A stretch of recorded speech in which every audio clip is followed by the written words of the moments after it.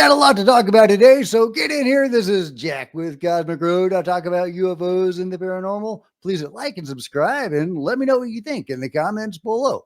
Yeah, to start with, we had this great orb video from China. Whatever's going on here. Could that be ball lightning? Is that AI? It doesn't look like AI to me. Could it be ball lightning? I don't see any clouds or any storms. And it's interesting. It has all these lights coming off of it. Maybe those are bugs. Those certainly look buggy. So maybe the camera is just interpreting things in a weird way. So I don't know what's going on here, but it's certainly intriguing. Let me know what you guys think. Is this something alien? Is this something paranormal? Is it just a bunch of, natural phenomenon or AI? Let me know what you think. Meanwhile, there's been a small shakeup in the UAP caucus. Representative Jasmine Crockett is now the new ranking member of the Secrets Task Force. Well, the ranking Democrat, Anna Paulina Luna, is still leading the task force. And Dean Johnson expounds on this. New top Democrat on House Oversight Committee's Federal Secrets Task Force. The Secrets Task Force. On June 24th, Democrats in the U.S. House of Representatives elected Robert Garcia as the new ranking minority member on the Committee on Oversight and Government Reform. This promotion required Garcia to give up the ranking spot on the committee's task force on the declassification of federal secrets. Today, the Oversight Committee revised its website to show Representative Jasmine Crockett as elevated to the ranking minority slot on the task force. I've been looking to see if she has had any public comments about UFOs, and I can't find anything. So I don't know if she's going to be a real advocate for disclosure or not. But time will tell. Hopefully she'll bring something to the table with the task force. Garcia, by contrast, has been outspoken about transparency and disclosure. So I like Garcia a lot. Don't have much of opinion on Jasmine Crockett yet, but if you've seen anything from her that gives you a yay or nay impression, let me know in the comments below. Meanwhile, a lot of people ask me about Benny and how he's doing these days, so I figure I let him tell it for himself. By the way, guys, Benny says hello. Hey, Benny. Look at that. Look at that. Oh, he's trying to grab the microphone. You go, Benny. He wants that microphone. No.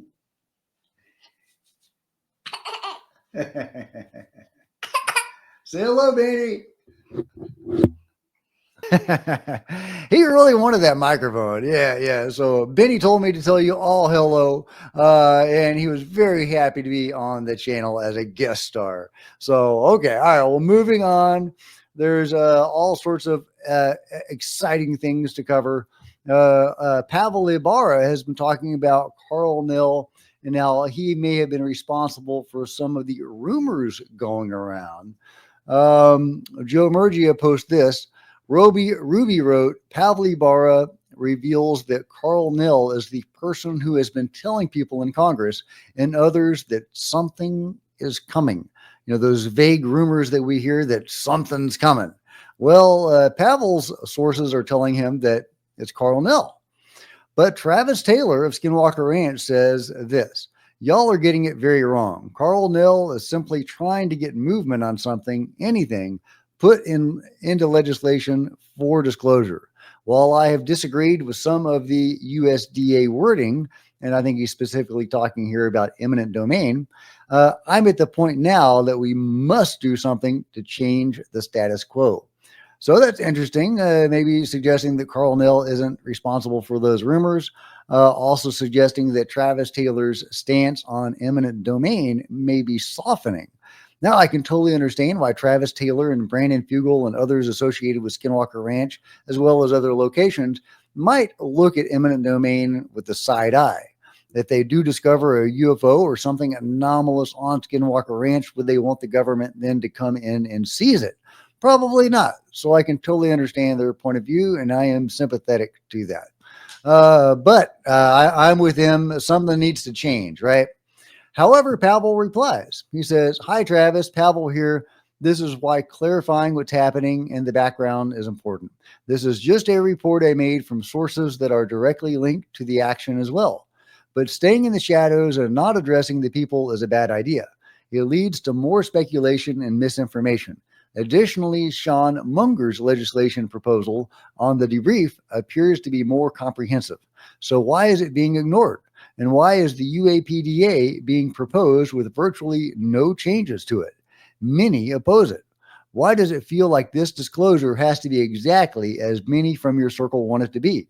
Are there interest involved? Why does it feel like you have information that you are not sharing with the public, which could clarify everything?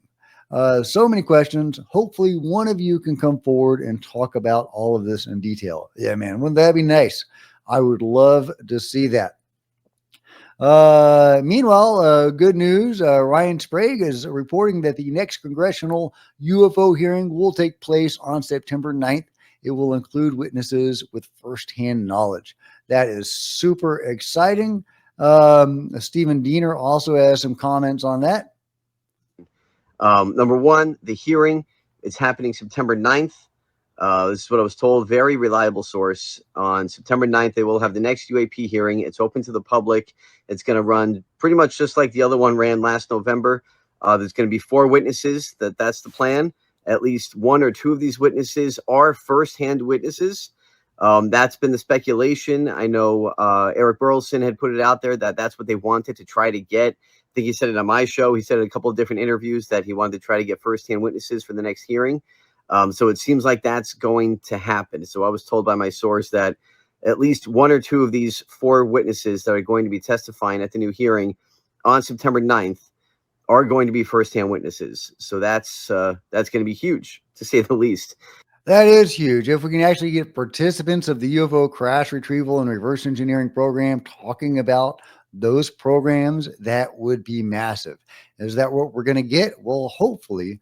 And hopefully, if that does happen, they will be able to bring some evidence with them. That would be the real game changer if it's not just talking heads, if it's people with evidence that they can show to the public. Now, if they do have evidence, I'm worried that they won't be able to show it to the public. So that could be kind of a bottleneck with disclosure, but we'll see how things shake out. And if we are going to get firsthand whistleblowers or firsthand participants of these programs, some sort of insider, some sort of firsthand information, who would you like to see? People are speculating. A lot of people want to see James Lukatsky brought forward. I would love to see that. Didn't he actually publicly admit that he had entered a UFO? He was actually talking about a UFO in the hands of the control group. So yeah, that'd be really interesting. People want to see Tom Wilson or Eric Davis, Jay Stratton, Hal Pudolph, Tim Taylor, Bob Lazar. That'd be fun. So let me know who you would like to see brought forward at the next UFO hearing. Is it one of these guys? Or is it somebody altogether different? Meanwhile, Lou Elizondo's lawyer, Ivan Hanel, if I'm saying his name right, is again denying that he made those apocalyptic statements. He says again, right here, no, this is not true. Can you look at my post or replies in the recent past? I put out expansive comments, and I've covered those before. I was just on a podcast out about it. All the doomsday talk is utter BS and nonsense. I don't believe it at all. Clear enough? Now, Jonathan Davies is the one that came out with that information about Ivan Hanel making those apocalyptic statements. And Ivan Hanel is sharing some screenshots here that seem to highlight a personal beef between Jonathan and Ivan. I'm not going to get into that, but you can read those screenshots at your leisure. And yeah, it does seem like there is some personal beef there. I don't know if that means, I don't think that does mean that Jonathan was necessarily making it up, but it definitely colors the information in my mind. And I think it's safe to move away from that story until there is other information. However, Lou has also made interesting comments about big events coming. So I would like to know the truth on all of that. However, that's not the only thing that Ivan Hanel is saying. He says that Representative Luna owes Lou Elizondo a public apology for her statements. Now, do you think that's going to happen? Probably not. He is also sharing this, that there could be some sort of rift between David Grusch and Lou Elizondo, and that Grusch is pushing Lou to go into a skiff to reveal some information. Now, I have a theory about this. So let's go through Ivan's comments on it, because I really hate to get into the drama of all this, but these are the people theoretically bringing us UFO disclosure, or at least getting us closer to that goal. So I think it's worth examining. It's not just a bunch of gossip that has no value. Ivan says, in the week before April 29th, in the skiff briefing, the would-be skiff briefing, I received a signal call from Dylan Guthrie, acting attorney for the UAP Disclosure Fund, and Jordan Flowers, UAPDF's executive director. They said that David Grusch had been in ongoing contact with UAPDF's founder and then executive director Yuan Feng, and that Mr. Flowers himself had spoken directly with Mr. Grusch. They told me that Mr. Grusch had communicated that Lou Elizondo better give up the red meat in a skiff. Now, this is all hearsay. This is Ivan saying that somebody told him something. But his information is that David Grusch was pressuring Lou Elizondo to give up the red meat in a skiff. Ivan goes on to say, which I understand as a demand for classified information. I told them I had no idea what the red meat was because I have never asked Mr. Elizondo for classified material, nor has he shared any with me to my knowledge. I further made clear that I would never in a million years encourage Mr. Elizondo to disclose classified information he is not authorized to share. Mr. Elizondo can only disclose what has been approved by the executive branch. I think that is interesting that this falls under the purview of the executive branch. Does Trump even know about Lou Elizondo? Would he clear Lou to speak? Would somebody else in the executive branch do that? Very interesting that it might fall to the executive branch to do that. Mr. Guthrie and Mr. Flowers became upset at my refusal to influence Mr. Elizondo. They threatened that Mr. Grusch could cause a subpoena to be issued. I responded that subpoenas are no threat, that Mr. Elizondo is a volunteer witness, and that it makes no sense to try to compel him. I told them never direct me on behalf of Mr. Grusch or anyone else about what to tell my clients. I emphasized that I would only advise Mr. Elizondo to tell the truth within the limits of his executive branch permissions. Notably, Representative Luna has now spoken publicly about subpoenaing Mr. Elizondo, forcing this unfortunate circumstance. So, yeah, that's all I'm going to read there. But Ivan talking about Grusch potentially trying to compel Lou to go into that skiff. Now, that's really interesting to me because I don't know how much inside knowledge Lou has. And a lot of people have been speculating about this. We know that there are things that Lou has not been able to say publicly. He's made that very clear time and again. So whatever he has to say, could that be useful to members of Congress? And how does it involve David Grusch? Well, here's my theory. I think that David has some information that he has learned himself, and that he and Lou work together in the Space Force, and that he wants Lou to come into a skiff to corroborate whatever information Grusch has. And so I think that's Grusch's stake in this, is he wants his information corroborated by Lou. So let me know what you think, if that theory holds water or is plausible in any way. And if so, what that information could be. What did Lou and David potentially learn in the Space Force that could compel all this? All this drama that we're seeing, or at least part of it, could be because of that. And is Lou reluctant to give it? Or is it just, scheduling conflicts and so on? And now some, personal drama and egos involved. But I think it's really interesting, and it could speak to Space Force being a bigger player in all of this than we may previously have understood. So I think that's significant and potentially important. But again, all of this is coming from hearsay from Ivan, who has made very colorful comments. I'm not going to read these comments from Ivan, but Joe Murgia is sharing some very colorful, to use a polite word, colorful comments from Ivan Hanel. So, yeah, read those or not. Yeah, either way, I think it's probably a good idea not to read those anyway. But yeah, there you go. Should Representative Luna issue an apology to Lou? I, she has been making pretty disparaging comments, talking about him selling books and so on. Read the book, Anna. It's a good book. Okay, here is what Stephen Diener had to say about all of this drama. Everybody's taking sides. So here's what I was told. It never needed to get to this far, is what I was told. That it all stemmed from a big misunderstanding. Everybody wants the same thing. I think that's the biggest message I got away from this conversation. Anna Paulina Luna and Lou Elizondo and everybody working on this in DC all have the same goal, which is to get answers, to get disclosure out to the American people. That is the goal. And unfortunately, what happens sometimes is there's kind of drama that gets mixed in the middle, and we lose sight of those goals and we get lost in the drama.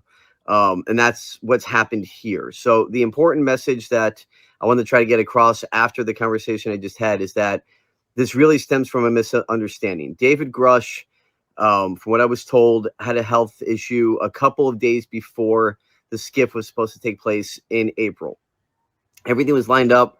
Lou was in town. He had other people there with him to do this. Obviously, Christopher Mellon was supposed to be part of it.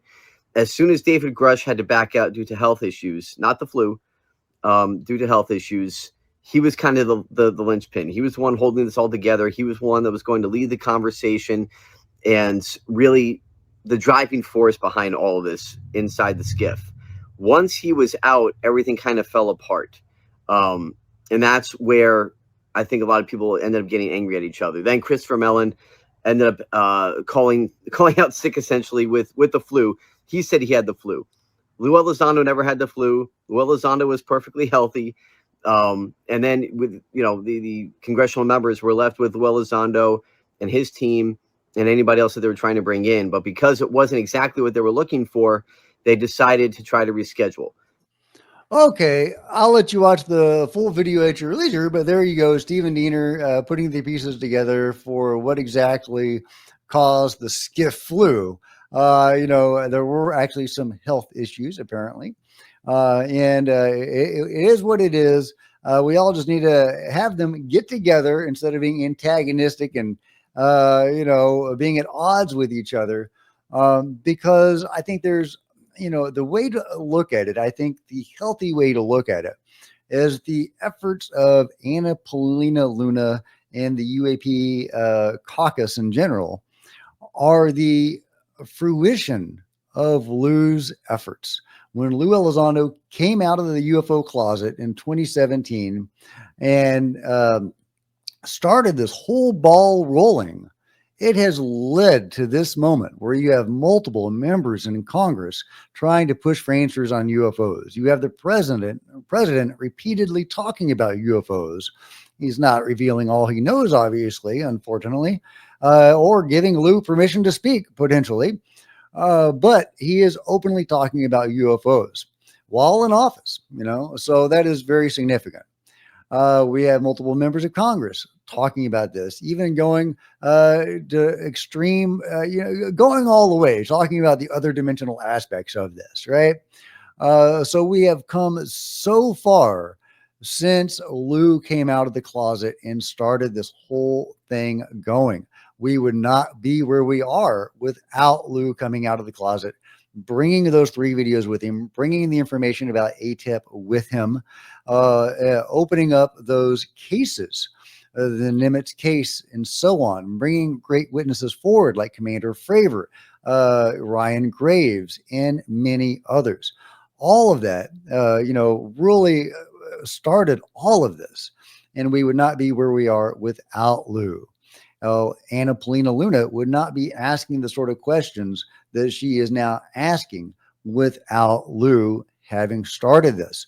So Lou needs to look at Anna as the fruition of his efforts, and Anna needs to look at him as the originator of what she is doing. They are both continuing along the same trajectory and with the same goals in mind, just as Steven said. So I hope they can work it out and get in that skiff.